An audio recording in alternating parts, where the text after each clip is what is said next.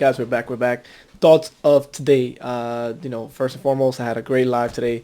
If you guys can check it out, it's on my stories with a great couple that are basically having their own brand, and it's very, very at the same time successful, at the same time changing lives and impacting many others, as including myself. So, okay. Aside from that, I have a thought for today. In the morning today, I I was realizing how our beliefs are obviously important. We have to change them.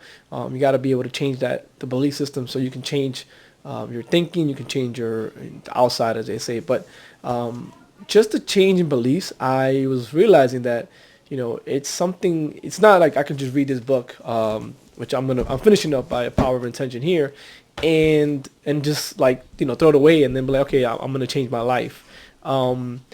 It's a daily practice, daily habit. Think about it. We've been living our life for many, many years under those beliefs.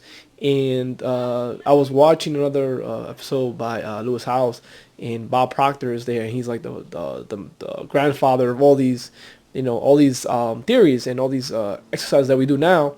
He's been doing it for many years, and he says these are beliefs that have been passed on to us generations to generations, from our parents to from our parents, grandparents, great grandparents. Like, it's not just something that you took on, for the last 30 plus, whatever, how old you are. It's been around for hundreds and hundreds of years, so it's going to take a lot of implementation to change and adapt to your new way of thinking and a new way of going upon the way you react to certain things. So I actually got a real life example. The relationship that we have with giving or money, right?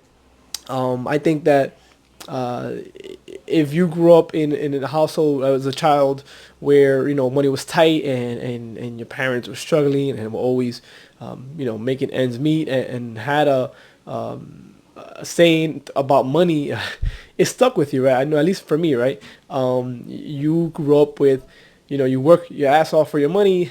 Don't give it away. Don't lose it. So I had that mentality. So it's kind of like when you start reading these manifestations and abundance books, it says you have to be able to give, to the extent that you start realizing that you're giving a lot, but is having that trust that, that you are the creator of everything, and by you giving, you're actually having that gratitude for receiving.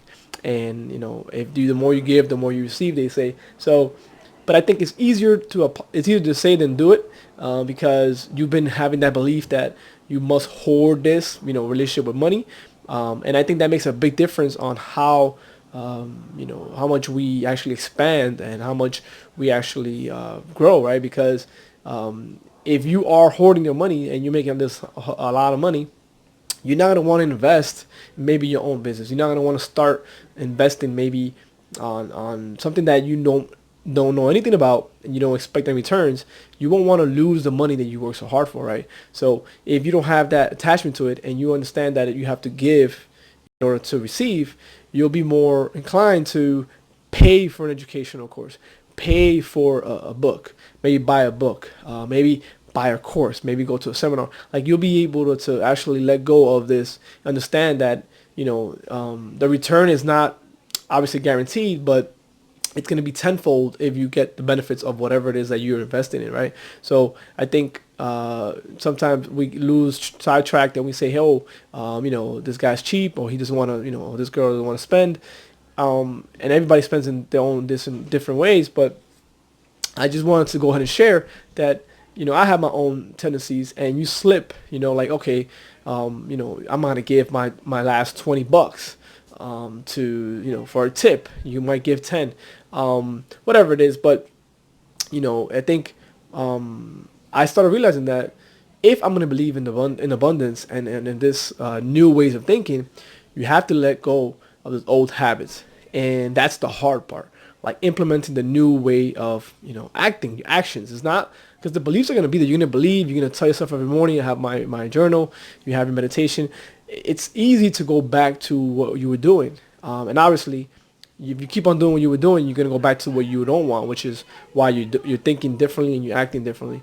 So I think the beliefs are great, but we have to be mindful and keep in our minds our actions and our habits on a daily basis that are actually propelling us forward to what we want, as opposed to just believing it and then going back to the old ways we did things and not really implementing what we learned. Because it's easy to learn anything, right? You can study, but it's the practice and the real mastery comes in implementing it to a level that it becomes second nature, right? So let me know what you guys think about this, how your beliefs might be so hard ingrained that you don't have any other open-mindedness to anything else, which I know I suffer from that. But how do you guys work on it? How do you guys adapt? And how do you guys think it actually really matters? Take care, guys.